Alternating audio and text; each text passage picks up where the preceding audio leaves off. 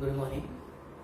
कल last video के अंदर हमने डायमेंशनल फार्मूला की डिस्कशन की थी, लेकिन कुछ प्रॉब्लम्स के लिए वो 17 फार्मूला के बाद कट हो गया था। आज उसी फार्मूला से आगे कंटिन्यू करेंगे। तो लास्ट मैंने एक्सप्लेन किया था कि आपने 10th में इलेक्ट्रिक करंट पढ़ा है, और इलेक्ट्रिक करंट मतलब जब वायर से करंट पास होगा, जब वायर से करंट पास होता है तो हम फार्मूला लिखते हैं कि इलेक्ट्रिक करंट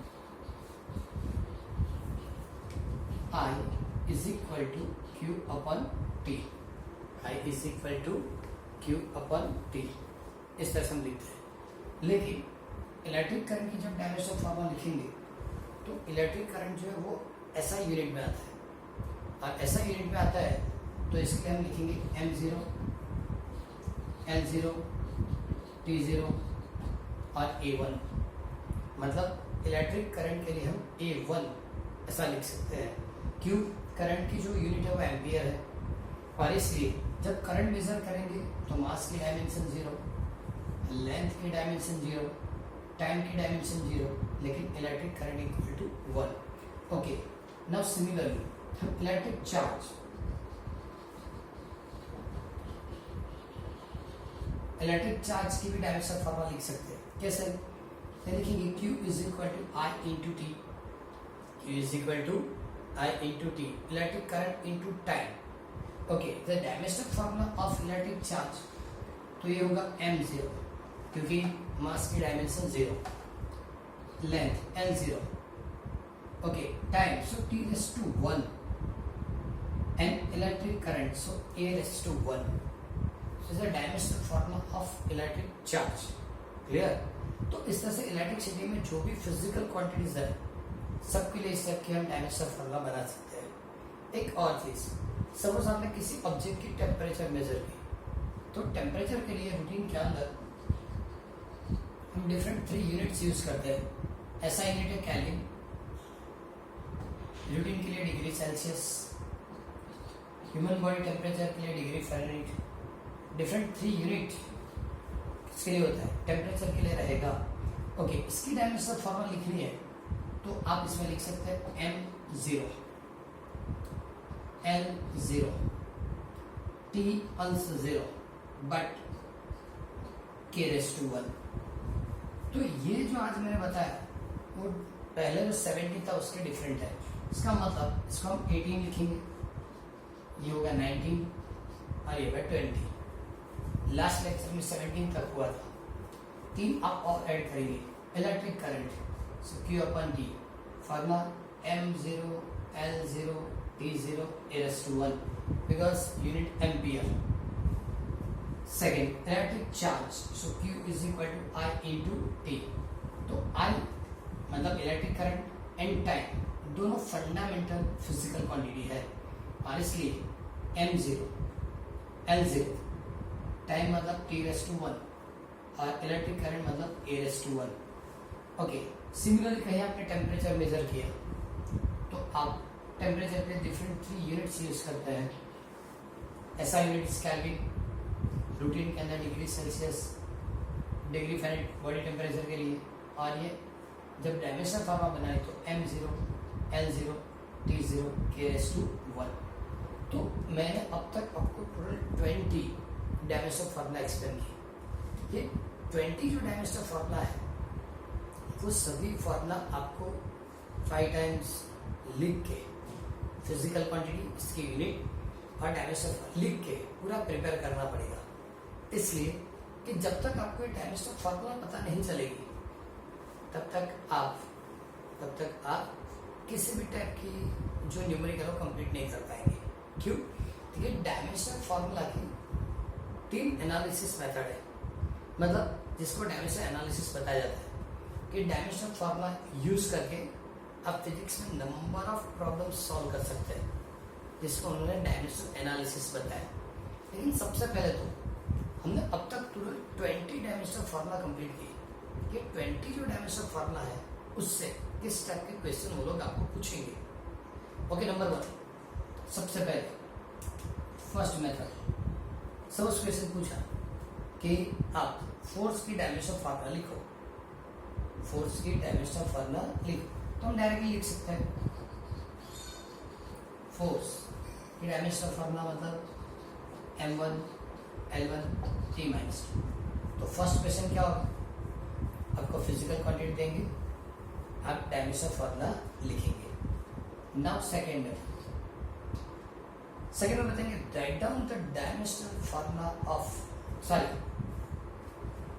ये तो हो गया फोर्स की dimensional formula m1 l1 t minus 2। Okay, अब इस तरह से कि सपोज बताओ कि ये m1 l माइनस 3 t0 किस फिजिकल क्वांटिटी की डायमेंशनल फॉर्मूला है। तो यहाँ आपको डायमेंशनल फॉर्मूला चेक करके फिजिकल क्वांटिटी बताना है। तो ये डेंसिटी की डायमेंशनल फॉर्मूला है, ये किसके डेंसिटी की डायमेंशनल फॉर्मूला है। क्लियर। तो पहले फिजिकल क्वांटिटी से डायमेंशनल फॉर्मूला बताना है, सेकंड डायमेंशनल फॉर्मूला से फिजिकल क्वांटिटी पूछ सकते हैं। Number third okay, third number में ऐसा होगा कि जिस फिजिकल क्वांटिटी की यूनिट जूल है, जिसकी यूनिट जूल है उसकी डायमेंशनल फॉर्मूला लिखना। सबसे पहले जूल यूनिट किसकी होती है, तो जूल यूनिट दो जगह में लिखी जाती है, एक वर्क के लिए होता है और सेकंड एनर्जी के लिए होता है। और वर्क और एनर्जी दोनों की डायमेंशनल फॉर्मूला इक्वल होती है, m1 l2 t minus 2, m1 l2 t minus 2। फिर से बता रहा हूँ, जिसकी यूनिट जूल है उसकी डायमेंशनल फॉर्मूला लिखो। जूल किसकी यूनिट है, वर्क और energy, dimensional formula m1 l2 t minus 2।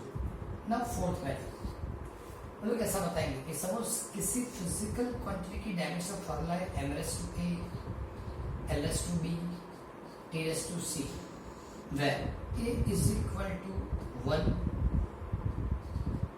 b is equal to 2, c is equal to -3। तो बताओ ये किस फिजिकल क्वांटिटी की डायमेंशनल फॉर्मूला है। फिर से m⁻⁴ l⁻⁵ t⁻⁴ here a equal to 1, b equal to 2, c equal to -3। तो dimensional formula क्या बनेगी, डायमेंशनल फॉर्मूला बनेगी m1 l2 t माइनस 3। ये डायमेंशनल फॉर्मूला पावर की है। कि फोर्थ मेथड थी जिससे आपको एक क्वेश्चन पूछ सकते हैं। Clear. Okay, now fifth method okay, fifth method के अंदर आपको बताया जाएगा कि सपोज प्रेशर की डायमेंशनल फॉर्मूला के अंदर मास की डायमेंशन क्या होती है। प्रेशर की डायमेंशनल फॉर्मूला के अंदर मास की डायमेंशन क्या होती है। तो पहले प्रेशर की dimensional formula m1 l-1 t-2 से डायमेंशनल फॉर्मूला प्रेशर। तो इसमें मास की डायमेंशन क्या है, तो मास की डायमेंशन है 1। समझ पूछा प्रेशर की डायमेंशन फॉर्मूला में लेंथ की डायमेंशन क्या है, तो -1। एंड थर्ड क्वेश्चन कि प्रेशर की डायमेंशन फॉर्मूला के अंदर टाइम की डायमेंशन क्या है, -2। ये एमसीक्यू में होगा कि in dimension formula pressure as a dimension of mass, option देंगे 1 -1 -2 0, तो आपको ऑप्शन सिलेक्ट करना पड़ेगा। तो ये जो मेथड मैंने बताया फिफ्थ कि किसी भी डायमेंशन फॉर्मूला के अंदर जो पावर है वो उसकी डायमेंशन है। पावर उसकी क्या है, डायमेंशन। जैसे यहाँ लिखा मैंने पावर की dimension formula m1 l2 t-3। तो पावर की डायमेंशन फॉर्मूला के अंदर मास की डायमेंशन 1, लेंथ की डायमेंशन 2, टाइम की डायमेंशन -3। इस तरह से सभी फिजिकल क्वांटिटी की इक्वेशन हो सकती है। Okay, now sixth method. सिर्फ जो अभी तक 20 डायमेंशनल फॉर्मूला हमने कंप्लीट की, इस टाइप के क्वेश्चन हो सकते हैं। इसलिए मैंने बताया कि सबसे पहले 20 डायमेंशनल फॉर्मूला हमको क्लियर पता चल जानी चाहिए। ओके, यहाँ पूछेंगे find out the ratio of dimensional formula of power and work. Ratio of dimensional formula power upon work. Okay, dimension formula power मतलब इसको ऐसे ब्रैकेट करके लिखेंगे, पावर की dimension formula m1 L2 t minus 3 upon work की dimension formula m1 L2 t minus 2. So what is the ratio? m0 L0 t minus 1. Clear? तो किसी दो फिजिकल क्वांटिटी के लिए डायमेंशन फॉर्मूला की रेशियो फाइंड करनी है तो पॉसिबल है. Find out the ratio of dimension formula power and dimension formula work. तो dimension formula power is m1 L2 t minus 3 and for work m1 L2 t minus 2. So answer is m0 L0 t minus 1. लेकिन और एक question भी है, जब हम ये ratio find करेंगे तो कौन सी फिजिकल क्वांटिटी मिलती है? ये जो डायमेंशन फॉर्मूला है कौन सी फिजिकल क्वांटिटी है? चलो रेशियो तो कंप्लीट हो गया. Answer is m0 L0 t minus 1. तो ये किस फिजिकल क्वांटिटी की डायमेंशन फॉर्मूला है? तो आपने लिस्ट में चेक करो तो पता चलेगा. ये फ्रीक्वेंसी की डायमेंशन फॉर्मूला है. ये किसकी डायमेंशन फॉर्मूला है? फ्रीक्वेंसी की डायमेंशन फॉर्मूला है. और डायमेंशन फॉर्मूला जो है इसकी इंपोर्टेंस क्या है? डायमेंशन फॉर्मूला की इंपोर्टेंस क्यों? डायमेंशन फॉर्मूला इतनी सारी हमको याद रखनी पड़ेगी और हम एनालिसिस करेंगे. तो एक सिंपल एग्जांपल से एक्सप्लेन कर रहा हूँ कि जिसके अंदर सपोज कि आप यूनिट्स जानते हैं,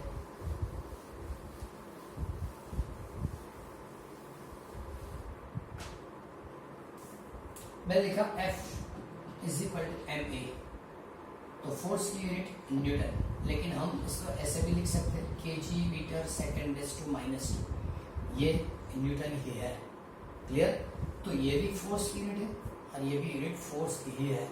similarly work W is equal to force into displacement. Okay, work की यूनिट हम जूल लिखते हैं, लेकिन फोर्स की unit kg metre second raise to minus 2 into metre kg metre square second raise to minus 2 is called joule. हम ये unit याद रखते हैं लेकिन ये हमको पता नहीं होता. लेकिन फिर भी ये दोनों इक्वल है, ये दोनों भी इक्वल है.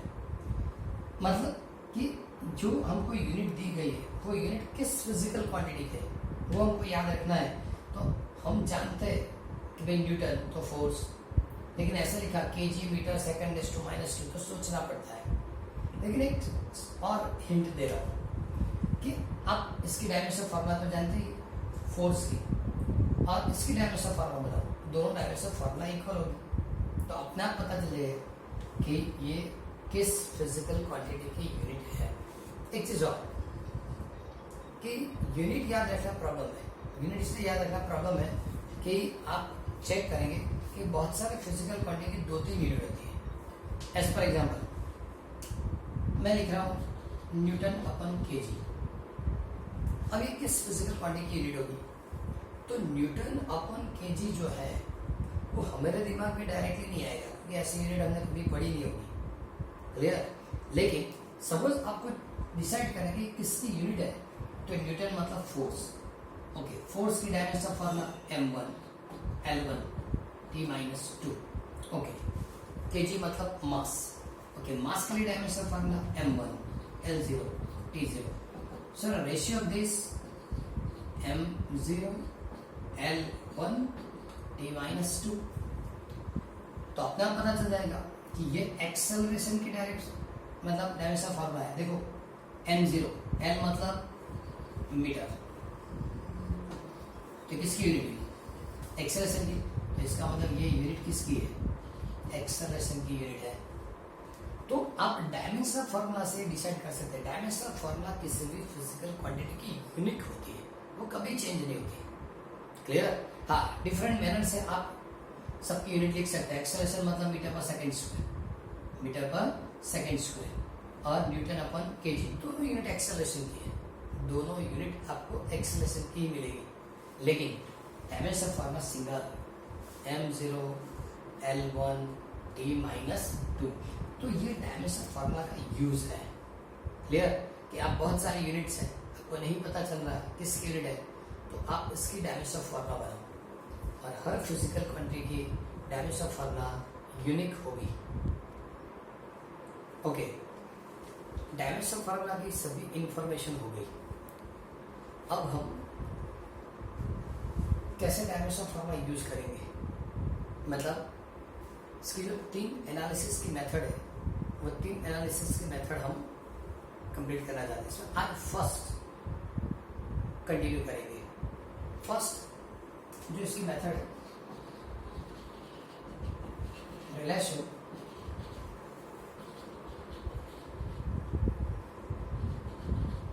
Relation between MCAS and CGS unit. Okay, first relation between MCAS and CGS unit. तो सिंपल चीज है, हर फिजिकल क्वांटिटी का 2 यूनिट है, एक है MCAS and second CGS। So MCAS to CGS convert करें तो डायमेंशन फॉर्मूला यूज करके हम कर सकते हैं। Okay, now first example, first कि suppose 1 newton is equal to how much land? 1 newton is equal to how much land?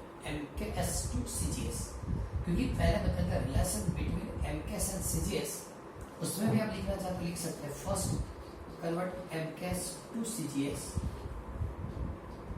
और second हम पढ़ेंगे CGS टू MCAS, दोनों मेथड बता देंगे। अब पहली मेथड कौन सी है, MCAS टू CGS। ओके, तो क्वेश्चन दिया 1 Newton is equal to how much dyne. Okay, तो सबसे पहले यहां मैं लिखता हूं MCAS, इधर लिखता हूं CGS।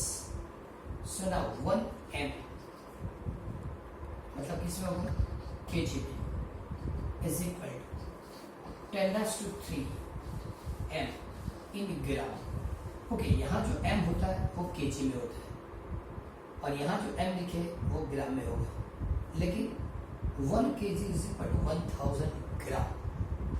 So now 1 l in metre is equal to 10⁻² l in centimetre, and therefore 1 t in second and that is equal to t also in second। क्योंकि एक सिंपल MCQ है, अब तक जितनी भी आपने वो यूनिट सिस्टम पढ़ी होगी, सबसे पहले ब्रिटिश था, उसके बाद CGS था, उसके बाद MCAS था, देन MCASA और SI। जितने भी आपने यूनिट सिस्टम पढ़ी, इसमें सबसे इजीएस्ट यूनिट सेकेंड है। क्यों कि हर सिस्टम के अंदर टाइम की यूनिट कभी चेंज नहीं होती, टाइम की यूनिट में कभी चेंज नहीं है, टाइम की यूनिट ऑलवेज सेकेंड रहेगी। ओके, तो यहाँ 1 t इन सेकेंड ऑल्सो उधर भी क्या होगा, 1 t in second. Now dimensional formula of force is equal to m1 l1 and t-2। Okay, ये जो मैंने लिखा, ओके, वो फोर्स के लिए था। अब ये सभी MCAS में कन्वर्ट किस में करना है, CGS में। यहाँ मैं लिखूंगा 1 Newton is equal to MCAS में 10⁻³ m⁻⁴, तो MCAS टू मैंने CGS कन्वर्ट किया, 10⁻² l also ⁻⁴ t⁻⁻²। क्या मैंने कन्वर्ट किया, यहाँ 1m is equal to 10⁻³ m था, 1l is equal to 10⁻² l था और t इक्वल टू t था। So now simplification is 10⁻³ m⁻⁴ 10⁻²,